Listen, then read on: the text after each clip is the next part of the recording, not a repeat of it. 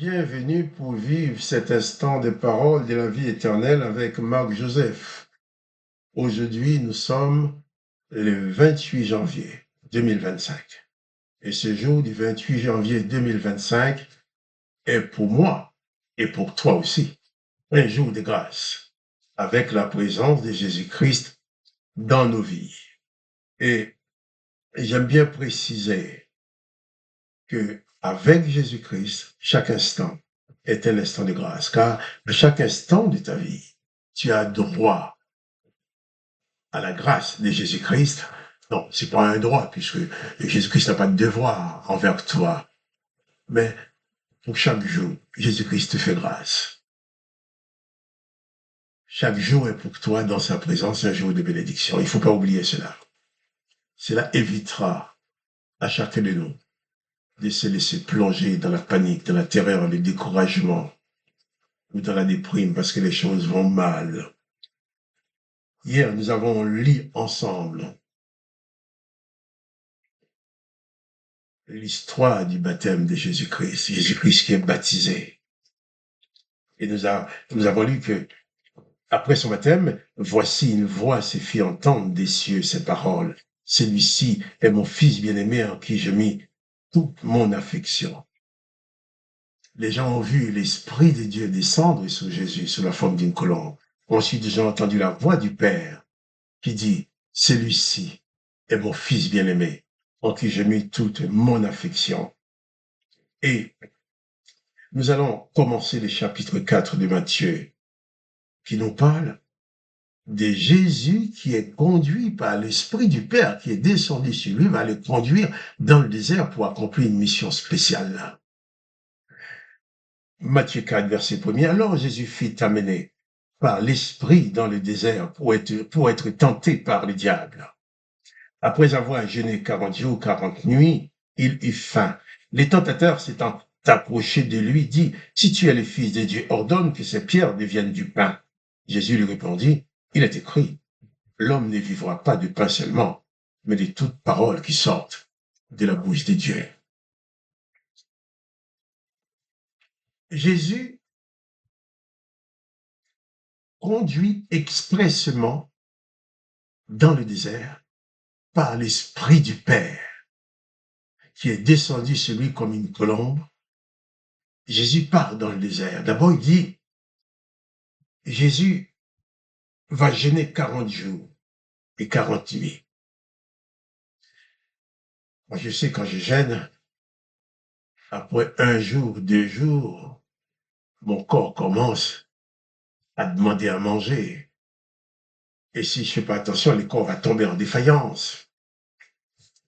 On peut imaginer la faiblesse physique de Jésus pendant ces temps de jeûne. Et bien sûr, les tentateurs ne vont pas s'approcher de lui quand il est fort. Mais comme il est en état de faiblesse, les tentateurs s'approchent pour lui dire si tu es le fils de Dieu. Car les tentateurs savaient bien que c'était bien le fils de Dieu qui était devant lui. Mais il est fatigué, il est faible. Alors, il tente sa chance. Mais la question, quoi donc? L'Esprit du Père a conduit dans le désert le Fils unique du Père pour être tenté par le diable. On va faire un petit peu d'histoire là-dessus. L'histoire, c'est que dans le désert, il y a un démon qui s'appelle Azazel. Un des envoyés, des collaborateurs de Satan lui-même. Ce démon s'appelle Azazel dans le désert. Ce démon était très connu d'Israël, du peuple d'Israël. Il était très connu même de la religion d'Israël. Parce que chaque année, Israël offrait en sacrifice un bouc à l'Éternel, et le sacrificateur devait offrir également un bouc identique à ces démons Azazel dans le désert. Les sacrificateurs devaient confesser le péché du peuple le jour du Yom Kippour, Yom Kippourim, le jour du grand pardon.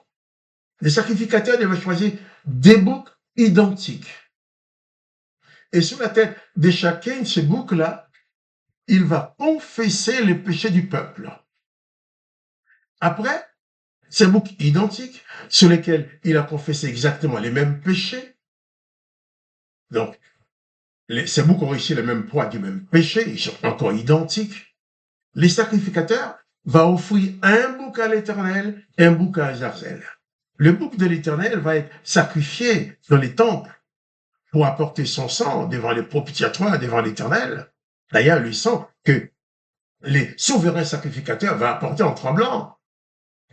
Parce que si l'Éternel n'agrée pas le sang, le sacrificateur est tomberait de mort.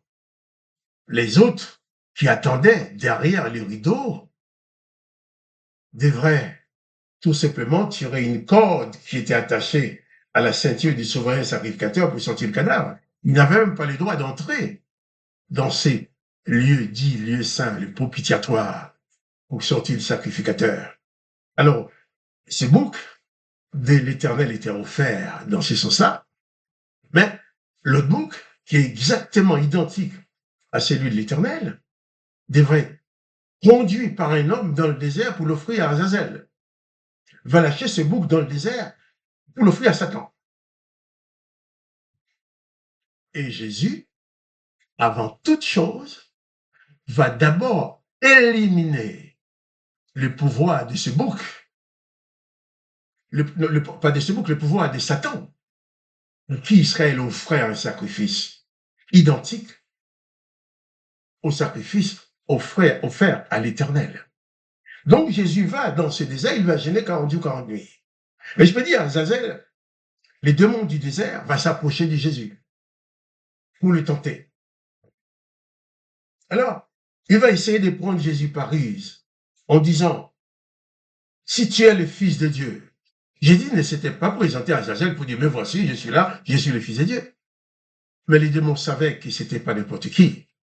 Mais voyant qu'il était en état de faiblesse, prétend des jours de jeûne, il a tenté sa chance. Si tu es le Fils de Dieu, ordonne que ces pierres deviennent du pain, au moins pour que tu puisses manger. Le texte me dit, Jésus répondit, il est écrit, l'homme ne vivra pas de pain seulement, mais de toute parole qui sort de la bouche de Dieu. Jésus répond à Satan, ce n'est pas parce que mon corps a faim que je vais céder à ta proposition. C'est parce que mon estomac est creux que je vais céder à ta proposition. Bien entendu, si je le veux, je peux transformer ces pierres en pain. Mais je ne vais pas le faire pour t'obéir. Je ne vais pas le faire parce que tu me le demandes. Je n'ai pas d'ordre à recevoir de toi. Là, Jésus va faire reculer Satan en lui disant, je ne vis pas en tant qu'homme de pain seulement, mais je vis de toute parole qui sort de la bouche de Dieu. Un exemple pour nous. Nos corps vont être nourris avec du pain, des pommes de terre, de la viande et tout ce que vous voulez. Tout ce qu'on veut, on peut manger, bien sûr. Mais même si le corps est en état de faiblesse, si tu es attaché à Dieu, si tu es rempli de l'Esprit de Dieu, ton corps sera en défaillance, mais ton esprit ne sera jamais défaillant. Parce que si l'Esprit de Dieu le Père habite en toi, même quand ton corps est en état de faiblesse, ton esprit sera toujours assez fort pour renverser les œuvres du diable. Parce que ton esprit se nourrit toujours de la parole de Dieu le Père, de la parole de Jésus-Christ qui nous révèle le Père. La tentation est là. Toi aussi, dans ce monde, qui a aussi une forme de désert spirituel. Souvent, quand tu es en difficulté, Satan peut venir te tenter, te dire, hey, tu vas raconter un mensonge pour t'en sortir, tu vas voler pour t'en sortir, tu vas tricher pour t'en sortir.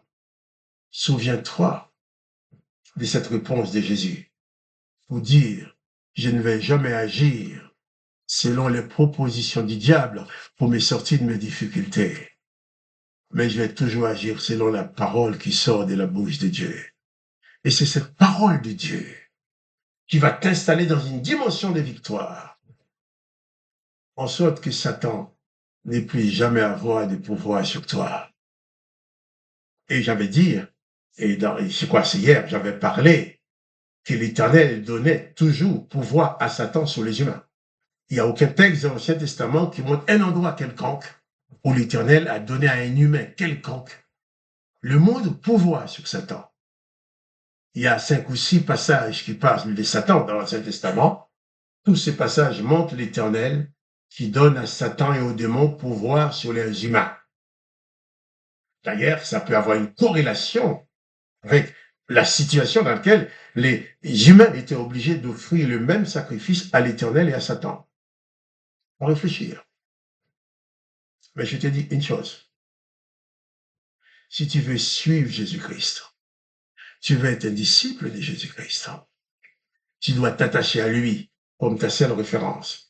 En sorte que quand l'ennemi vient te tenter pour te faire des propositions malhonnêtes, pour t'éloigner du chemin de Jésus-Christ, que tu puisses lui dire, oh, je ne vais pas vivre avec seulement de la nourriture, du pain ou de l'argent, mais je vais vivre surtout avec les paroles qui sortent de la bouche de Jésus-Christ. Là, Jésus-Christ, c'est notre maître qui nous enseigne. Et si tu te fixes, tu t'installes en Jésus-Christ, et Jésus-Christ est installé en toi, Satan ni les démons ne pourront en aucun cas avoir quoi que ce soit comme pouvoir sur ta personne. Quand tu diras au nom de Jésus, Satan reculera. Quand tu diras au nom de Jésus, les démons reculeront. Car Jésus-Christ, lui, n'a pas fait comme l'Éternel des armées. L'Éternel des armées a donné pouvoir à Satan sur les humains. Mais Jésus-Christ a donné pouvoir aux humains sur Satan et les démons. Positionne-toi en Jésus-Christ. Et plus de panique face aux démons, face à Satan le diable. En Jésus-Christ, c'est toi qui détiens le pouvoir. Tu diras à Satan et aux démons, au nom de Jésus-Christ. Ils sont obligés de t'obéir. Comme il est écrit, Pierre a dit dans les Actes des Apôtres, il n'y a sous le ciel aucun autre nom qui a été donné par lequel nous pouvions être sauvés, que le nom de Jésus-Christ. Il n'y a que le nom de Jésus-Christ qui te donne la victoire sur Satan et les démons. Si tu invoques l'Éternel ne te donne jamais la victoire sur Satan.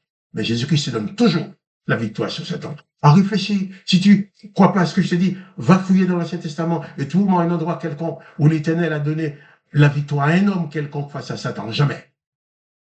Mais Jésus a toujours donné la victoire aux humains face à Satan. Tu veux être vainqueur sur Satan, les diables et les démons? Au lieu d'adresser ta prière à l'Éternel des armées, adresse ta prière à Dieu, le Père de Jésus-Christ, et dans les noms de Jésus-Christ, et ta victoire sera assurée. Alors que le nom de Dieu, le Père, soit glorifié, que le nom de Jésus-Christ soit glorifié, que toi, tu sois richement béni par la présence de Jésus-Christ dans ta vie. Quant à moi, Marc-Joseph, je te dis encore, pas de panique. Confie-toi en Jésus-Christ, et la victoire est dans ton camp. Et je te dis aussi, à demain, pour les paroles de la vie éternelle.